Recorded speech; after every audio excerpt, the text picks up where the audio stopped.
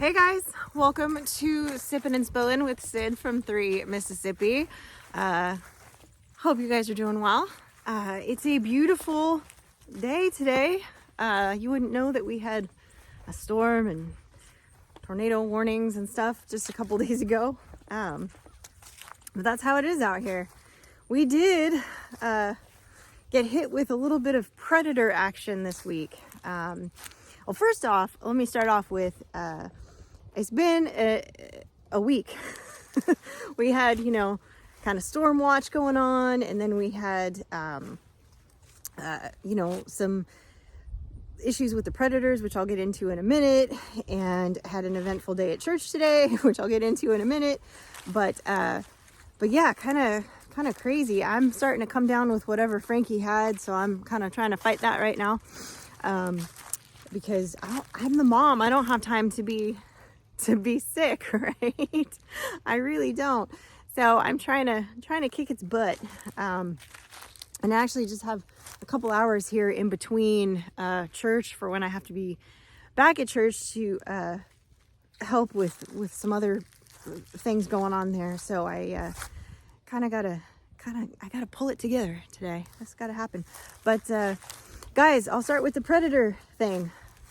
I was doing my perimeter check like I often do.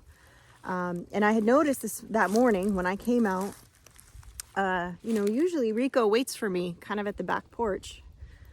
And when I come out and crows as soon as he sees me, if he's, not right there. And I didn't see him. He was gone. And I thought, well, okay. And one time he had gotten back into the coop and for whatever reason, doesn't like my goose, Millie specifically. And so he was just beating her up one day, probably about 2 weeks ago.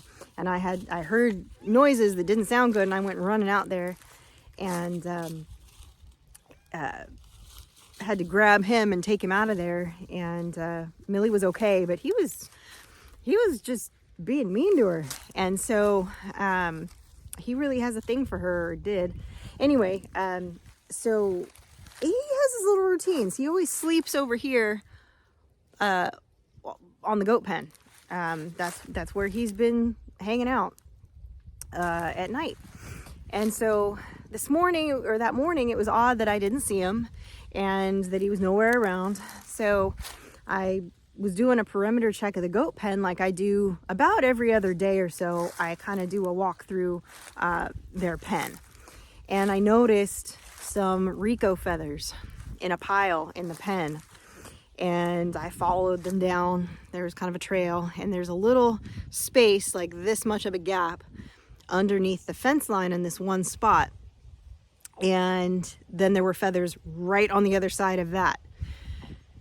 Finished checking the perimeter, and there was no, it was just feathers. There was no bits left behind. And so then I walked out down to, there's a shooting strip that Mike has mowed that way, and there's like a walking lane this way. And so I was walking down the walking lane, and I see the rest of the pile of feathers that are definitely Rico's, and one other one that of dark black feathers that I saw there. And I was like, clearly something's gotten in here. And with Mike having let this all grow up so that he could burn it all to help improve the health of the soil, the downside of that, which was something that I had mentioned about being near the animal pens like that, is predators lying in wait. And so I suspect, just because of the fact that there was nothing, like it wasn't like the head was pulled off and the body was left. There was nothing that had been just gnawed on and left. And pulling it under the fence like that, from knowing where he sleeps and the trail of feathers going that way for Rico, I don't think it was a coyote, because a coyote would not have fit under that hole in the fence. Like I said, it's a very small little kind of divot. Hey, Coos. And hi, buddy. And so anyway, sadly to report, Rico, who's kind of been a little bit of our mascot, you know, he's in our opening intro, and his famous little crow there in the beginning on 3 Mississippi, and he was a cool rooster, man, and I'm just sad to report that he went back to nature. He fed what I think was probably a fox. Mike has said that he has seen foxes on the trail cams. So he thinks that that's what got him, and likely what got Freebird during the first storm a few weeks ago that we had, where she was suddenly gone, and I found Rico way over here, which was weird for him because he never goes over there. He literally stays like right here. So that was a bummer when I discovered that. And I'd had a handful of birds that had been hopping out of the chicken coop, and some of them were even doing it at night, and I apparently missed a bird, one of the black ones that I didn't see one night, and that's when that one must have gotten scooped up over here, and that's what that other pile of feathers was. So that was a little bit of a bummer to discover that, but these things happen as part of, having livestock and having animals. Is there's also wild animals that would also like to snack on your animals. Kusi can only do so much. If he barks and we didn't hear it, or, that I will say is the one downside to the way the houses are built in the South, because they're built to withstand, as much storms and those kinds of things as possible. I have noticed that they're really well insulated to, keep the house cool and warm and all of that. And so there's a lot of times where if you're in the house, you don't hear certain things outside. I heard that rifle blast. Somebody got a deer. But, he could have been barking and I maybe wouldn't have heard it in the middle of the night, I am more of a light sleeper, and I do wake up a lot during the night, but I don't recall hearing anything out of the normal. The other side to that was, the girls have been in heat, and they have taken turns screaming for, a day straight. So, that was one of the days that she was screaming nonstop. So with her screaming nonstop, my brain may have just tuned out anything else. Oh, did you need love? Oh, Mr. Coos. Yeah. But anyway, so that was a bummer. But during that same big storm that we had, the tornado watch and all of that, I always walk around. I try to walk around the fence lines fairly regularly, especially after a storm, to kind of check them out, to make sure that the fence lines are holding, nobody got out, nothing got in. That's sometimes when you discover little issues and problems like that. So for the horse pasture, I was like, man, that's a big storm. And I knew we had one tree that had kind of broken off on one side, that Mike said, yeah, we need to deal with that at some point. So I decided to walk the entire perimeter of the horse pasture, which is, it wasn't like a really long walk, but it's a few acres. And so as I'm walking the fence line, I'm getting to the back side of the creek where it's a lot more wooded. I don't know if you guys can see right back in here. It's a lot more wooded back there, just like along the creek line is just thicker there. Now, Beulah doesn't really go through the trees so much. The most that she'll go is kind of like right down in here behind this tree. But she really kind of stays up and around this part, and she doesn't really go back to the creek much. I don't know why. There's no reason why she couldn't. There's, I guess, just nothing over there that really interests her. So she just tends to not go over there, which is fine. But anyway, as I'm walking it, I come to one section of fence, and I see that it's gone. And I'm like, well, that's new. And I keep walking a little ways, and I see a giant tree, big around, has fallen, and it's long, and it's taken out a big chunk of the fence. So I'm not worried about her getting out through there. Yes, we're going to repair it, obviously, but we've got to borrow a buddy's bigger chainsaw to cut up that tree because it's quite large. And there's actually another one that's smaller that fell on the other side of it.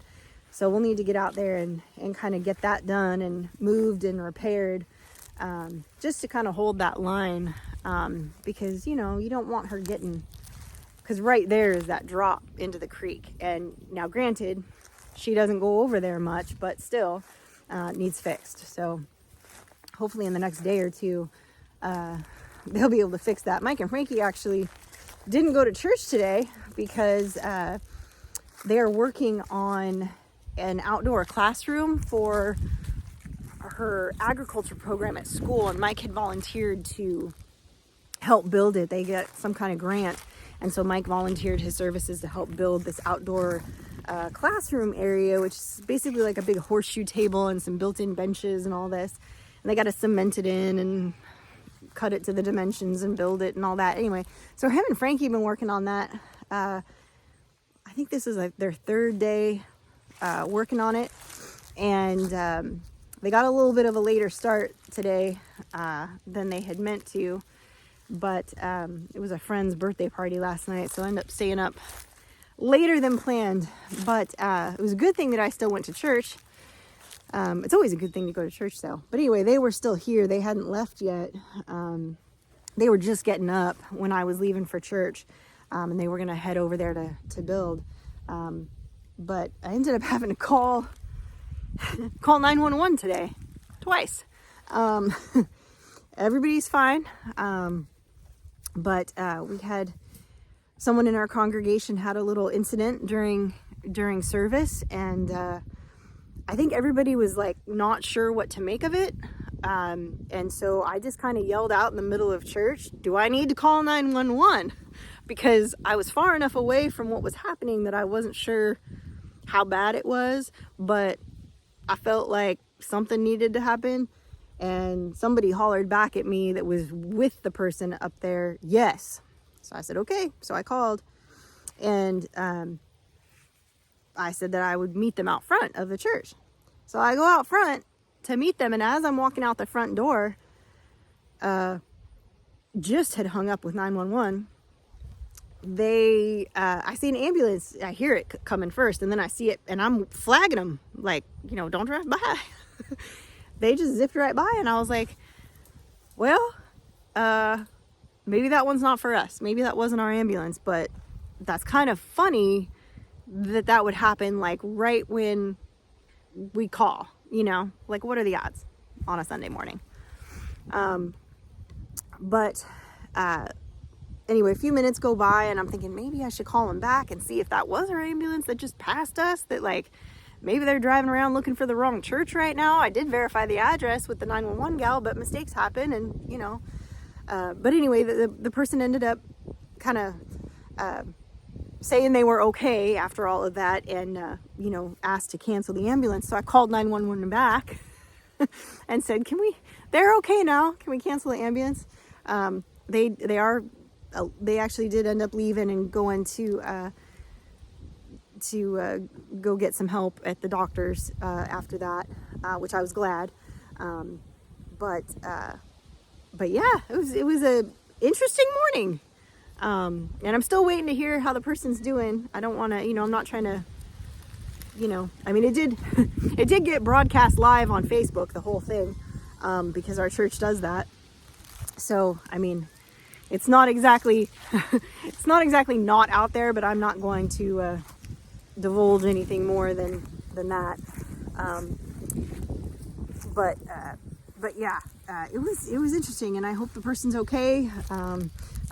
I've reached out to those parties to see if there's been an update since they've gone to the ER, and to see, you know, I hope everything's fine. I hope it was nothing, and that it was just simply got a little overheated or something.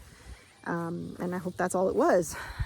But you never know. You know, sometimes these things kind of sneak up on us, and we have, yeah, she just texted me as I'm on the phone. No update yet on the person. So,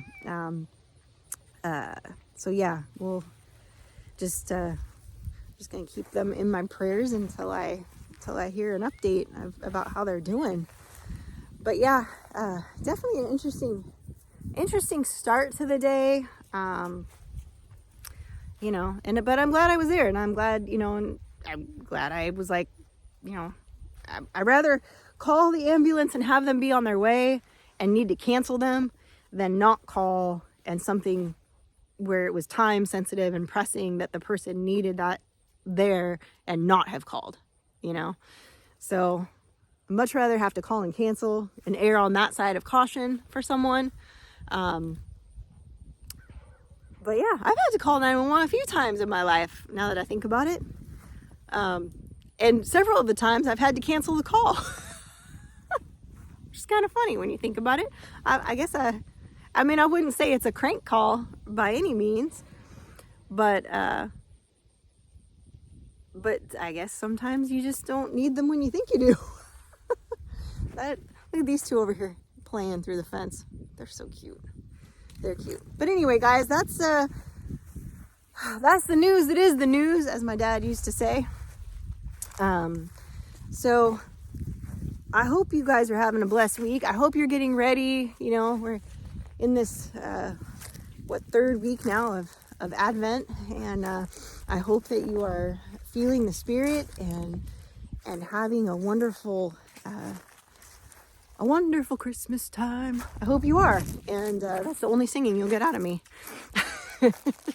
But I hope you are, and I hope you're ready for the holidays, and I hope that you're finding time to do something nice for someone else in your world, and to, you know, maybe ease somebody else's burden this time of year, and make everybody feel a little bit more loved and better this holiday season. So until next time, guys, stay blessed and safety's off.